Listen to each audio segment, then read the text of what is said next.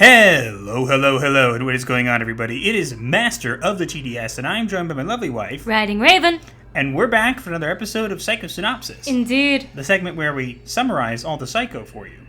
Just a scattering of topics throughout the week, all summarized into a neat little package for you to enjoy and consume at your leisure. You're welcome. So we got a bunch of topics to discuss today.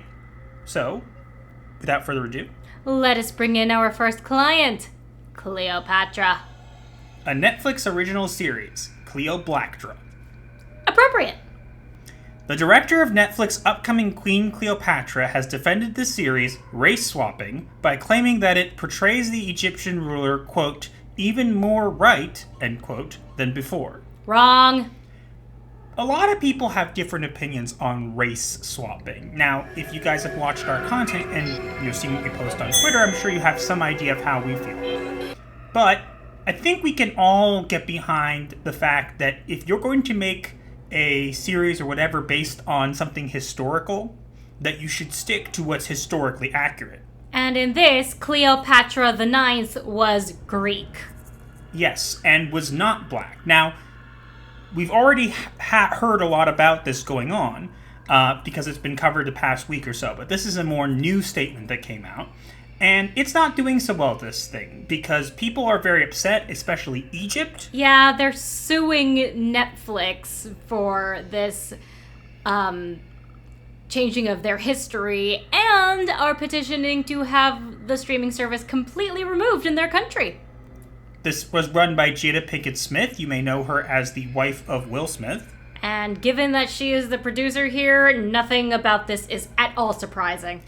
True, but again, what I don't like about this, and aside from it not being historically accurate, is their reasoning why they can do it. For example, I don't know who exactly said this, but the person who plays Cleopatra, basically said that when she was younger and she was told about Cleopatra, her mom basically said, it doesn't matter what they tell you in the history books, Cleopatra was black. Wrong.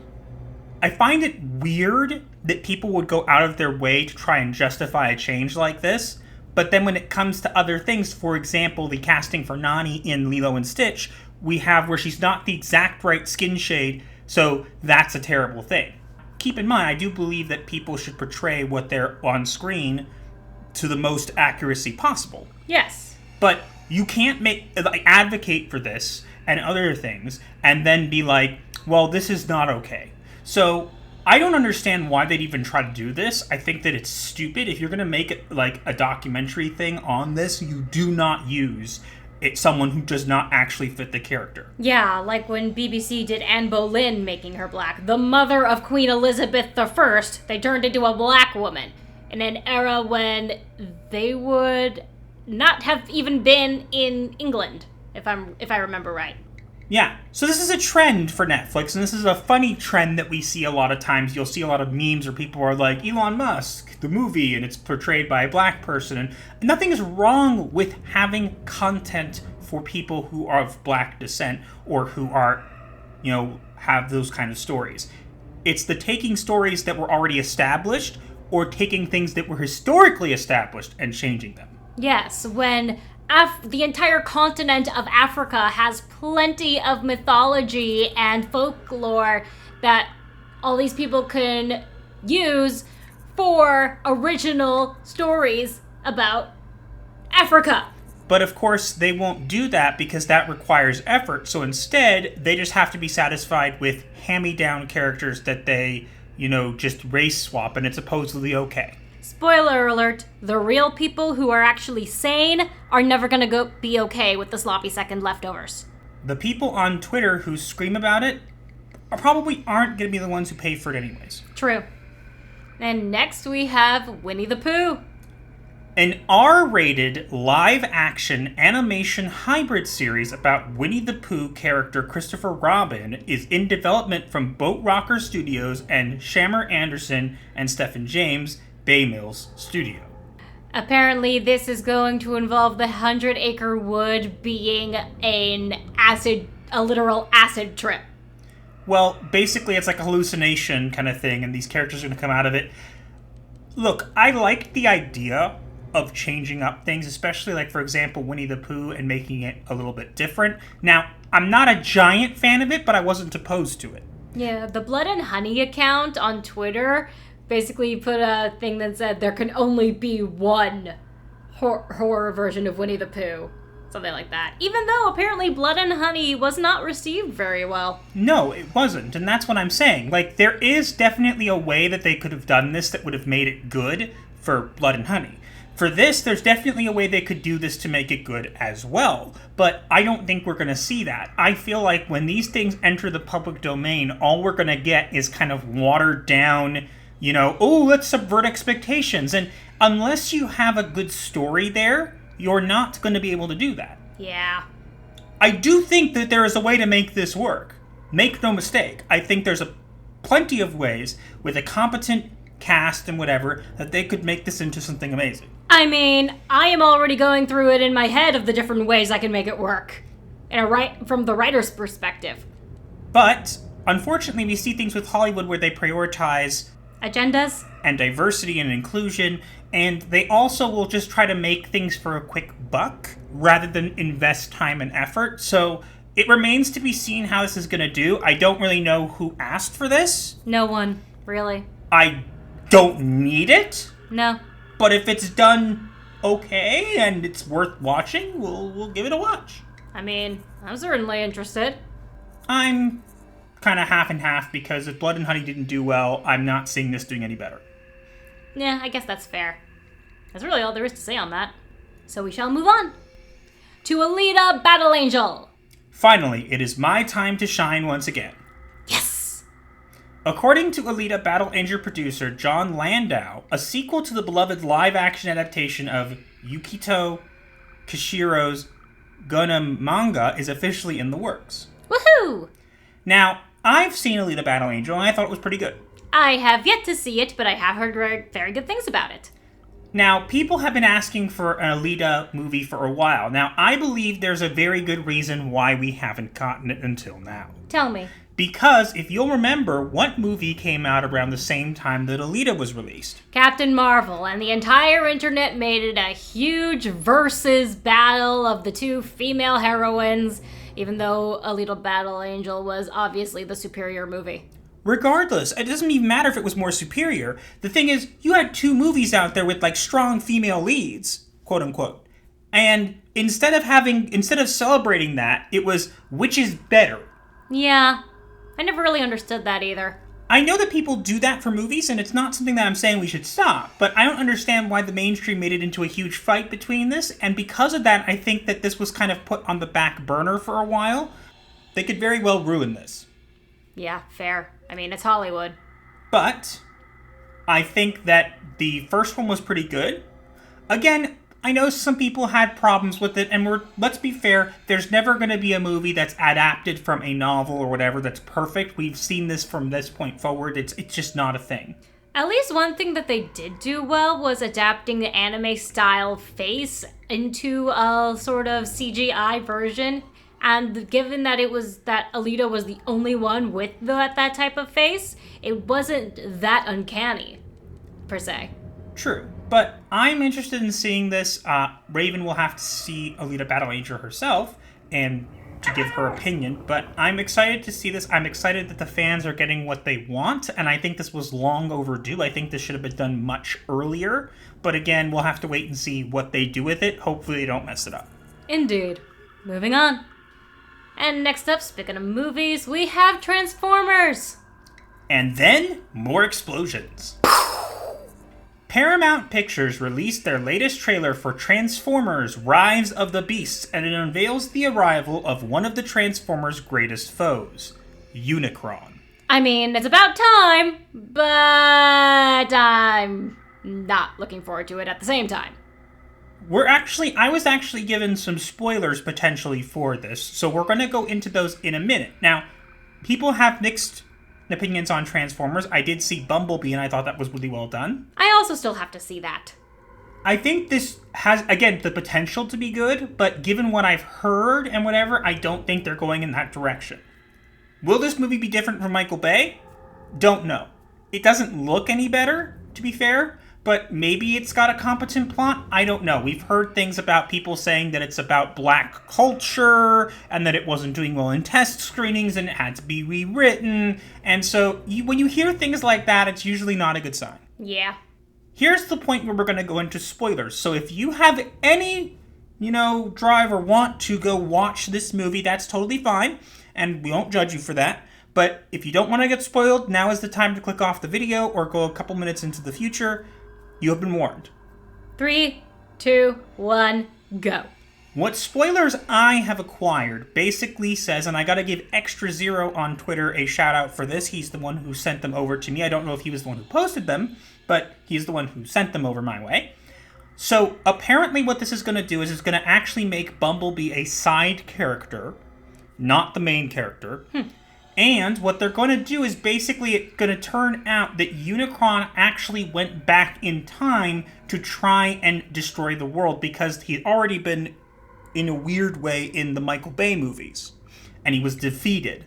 So now he's going to come back in time and try to change it, basically meaning this is going to be an alternate universe, which will make the Michael Bay films canon still, but it will also allow them to change things. And what will happen here is that he will use these keys, the primal keys, and will use them as a way of traveling back in time to then change the past so that he could win, and I think that's stupid. Agreed. I don't remember time travel being anywhere in Transformers lore. I'm sure it is. I'm sure there have been. But regardless, I think this is a stupid idea to try to tie them in, because multiverses has become a very big, crucial part of a lot of franchises now. And while a multiverse is a great idea and a good concept, I don't think it's been executed very well. It definitely has not. It also takes out any of the stakes for things, because, oh no, Optimus died? Let's just get another one. Yeah, it really, the way they do it in Hollywood is not well done at all. What you need to do is have it so that certain characters only exist in certain dimensions. Therefore, there are still some stakes.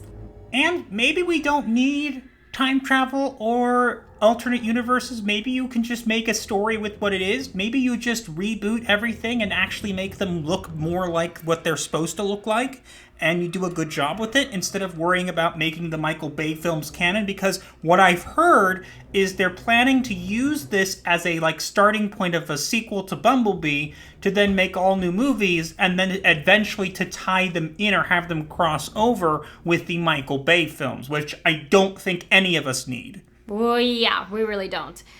4 Michael Bay films was enough, and then they kept adding more. I will say this. Maybe this is a hot take. I enjoyed the first Transformers movie. I enjoyed the first 3.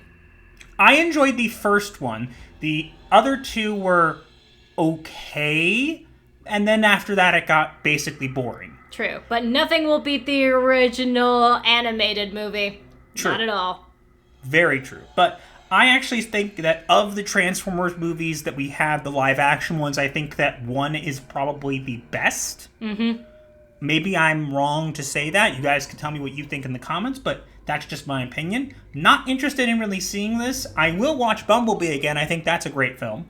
I think they should do more like Bumblebee stuff. They should do more stuff with on a similar style. Do an origin for Optimus. Do an origin for Megatron. Do an origin for whatever. And then once you've got that down, then move into other movies again. Don't keep pushing more movies with just, let's put more robots smashing into each other. That's cool, but it needs plot still. True. Just take examples from Transformers Prime, which in my opinion is the best iteration of the Transformers franchise, because it has lore, it has character growth, it has mythology, biology, science of Cybertron and all that, even the origins of Optimus and Megatron, as you just said.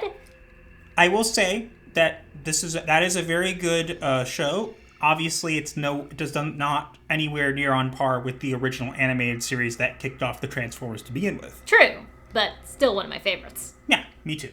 We'll wait and see how this is, but I'm interested to see what they do with Unicron. We'll have to see. Well, hopefully they don't turn him into Galactus. Don't give them ideas. They're totally gonna do it. Moving on. And next, we have this atrocity. What? Seriously, what?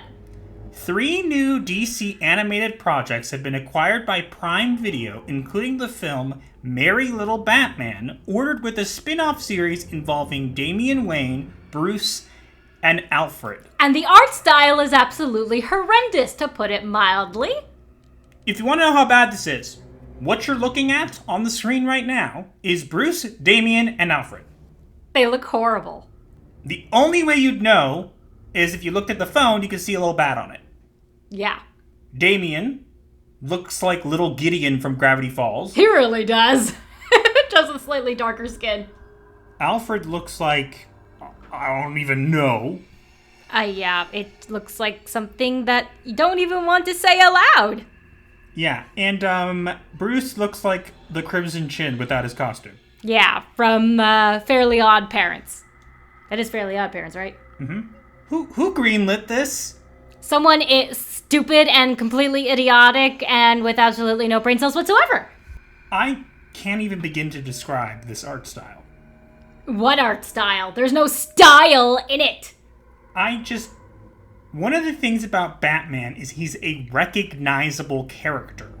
This is not recognizable as Batman, nor is it any kind of style that anybody would want to watch. Like, what the heck did you do to Alfred?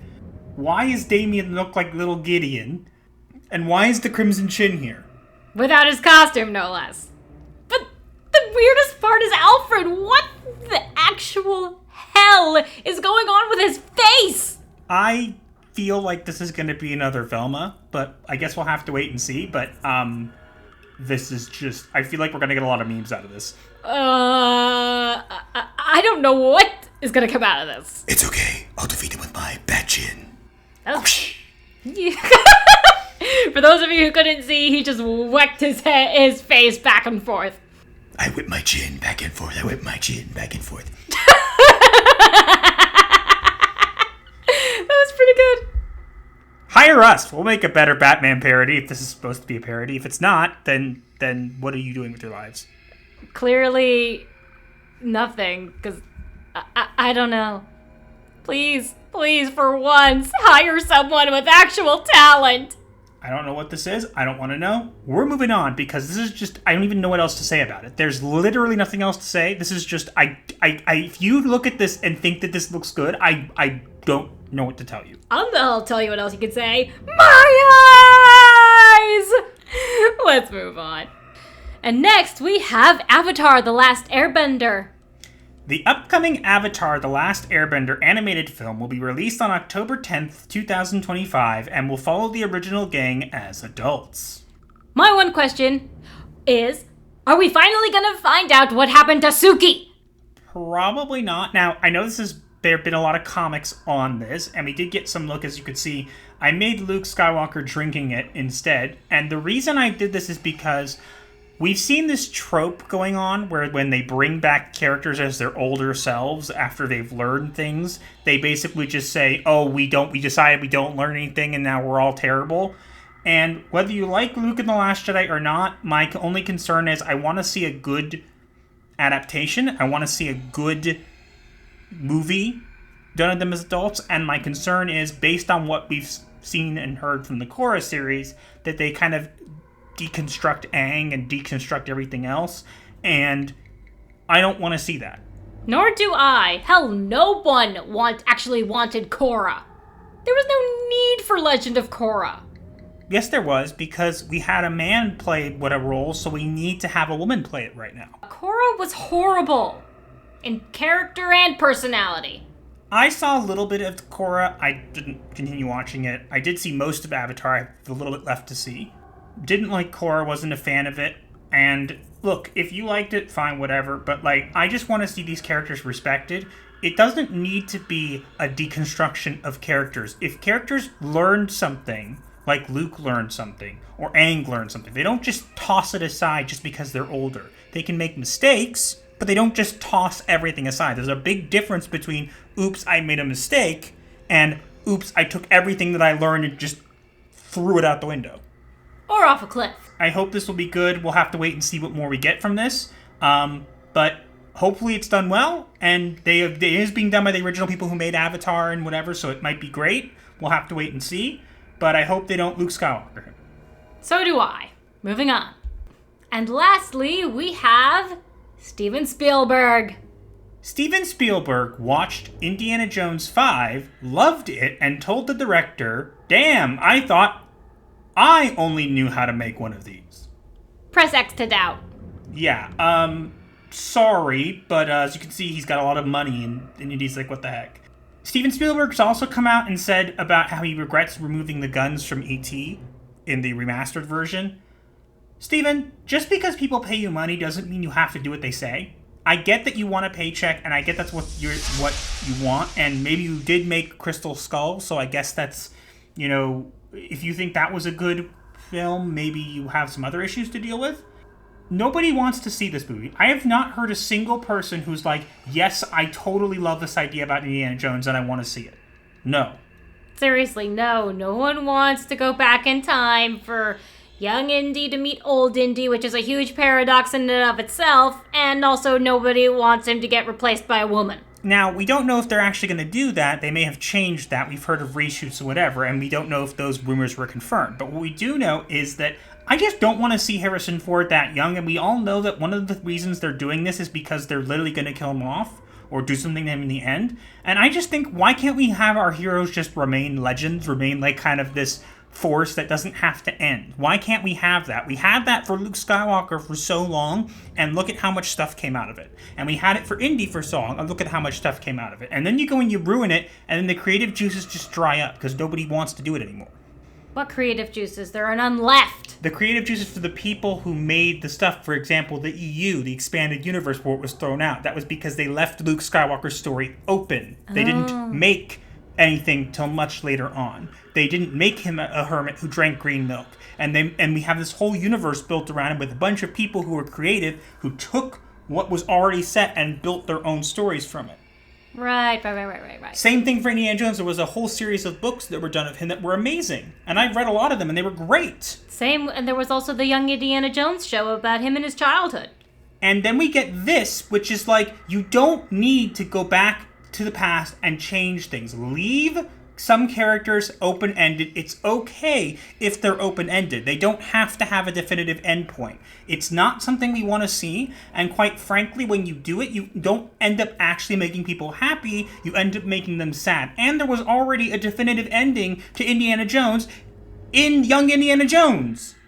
That is true. So why? And the only reason is money, and they just don't listen to the fans, who fans are like, hey, we don't want this, and they're like, oh, we're going to do it anyways, and I don't think this will do very well. I think this will make money. I just don't think it will make enough to be worth, a mention, and I think it will probably become one of the other Indiana Jones that people, recognize exists but don't actually count as one of the original, 3. Now, will it be good? Maybe it's good. It turns out to be better. I don't know. Maybe we'll see. But I mean, I'll be surprised if it even breaks even. I won't. It's Indiana Jones. It will break even. I guess, but it'll break even merely off of curiosity. Now, word of mouth can kill it, but let's be fair, an Indiana Jones movie will make money. That's how it's going to do. I suppose so. And it seems like Steven Spielberg will do whatever he takes to make money as well. So, good luck with that, Steven. Enjoy the mouse money. Sounds like you were about to say mouse pellets to me. Well, that's what mouse money is, or Mickey Mouse money, as I like to call it. Pellets. Good luck with that. I don't believe you. No one does. Moving on.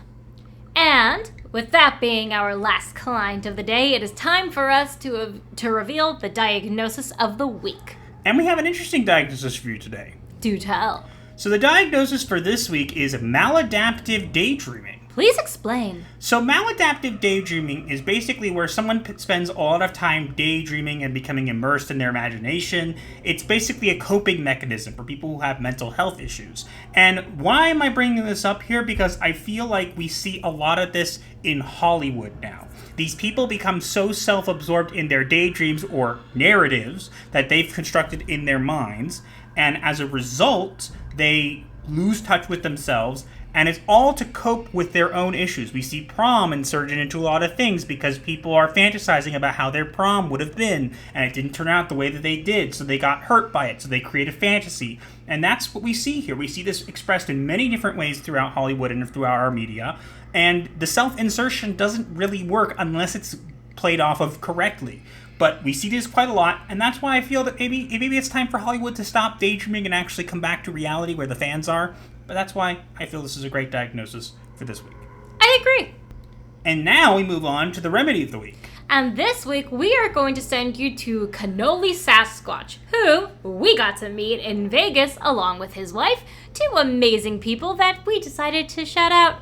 Yeah, so they have a channel where it's called The Cannoli Connection. They do a variety of things about sports, gaming, entertainment, pop culture, and other things, some of the things we don't cover. They have a Mischief Mayhem movie podcast show with a bunch of other people, and they do live streams and stuff like that. Really nice couple, and if you want to see some original content that's done a little bit differently, in a sense where, a lot of people do shows that are about pop culture and stuff like that, but these two are pleasant to listen to. So if you want to watch something that's going to bring you joy rather than hate, this is a good place to start. So grab your cannoli, head on over there, and let them know that Gothic Therapy referred you.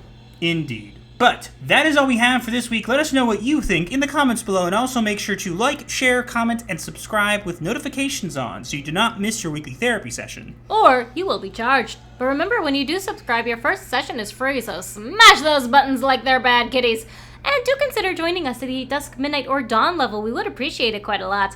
You can also find links to all of our socials in the description below, as well as links to our merch store and our Discord server known as The Clinic. Be sure to check them out. And if you don't want to stick with us here on YouTube, you can also find us on Rumble and Odyssey. But yeah, that's all we got for this week, and we'll see you guys in the next one. Gothic Therapy, out.